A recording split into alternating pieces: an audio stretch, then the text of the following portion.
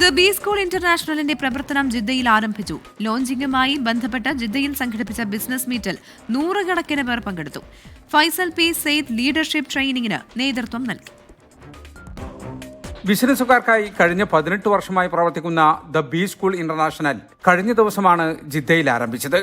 വെല്ലുവിളികളും പുതിയ സാധ്യതകളും കണ്ടെത്തി ബിസിനസ് വളർത്താൻ ബിസിനസ്സുകാരെ പ്രാപ്തരാക്കുകയാണ് ലക്ഷ്യം.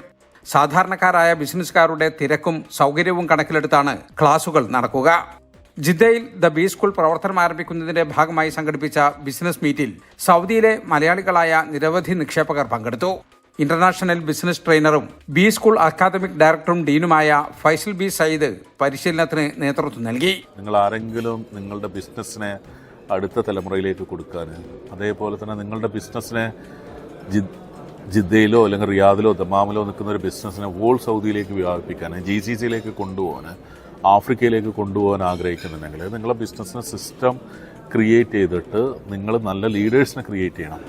അപ്പോൾ എങ്ങനെയാണ് ആ സിസ്റ്റം ക്രിയേറ്റ് ചെയ്യുക, എങ്ങനെയാണ് നല്ല ലീഡേഴ്സിനെ നിങ്ങൾ ക്രിയേറ്റ് ചെയ്യുക, ഈ കാര്യങ്ങൾക്ക് വേണ്ടിയിട്ടുള്ള പ്രോഗ്രാമാണ് എന്താവുന്നത് ഇവിടെ നടക്കുന്നത്. ഇത് നാട്ടിൽ ധാരാളം ബിസിനസ്സുകാരെ ട്രാൻസ്ഫോം ചെയ്താണ്, അതേപോലെ തന്നെ ദുബൈയിലും ട്രാൻസ്ഫോം ചെയ്തുകൊണ്ടിരിക്കുകയാണ്.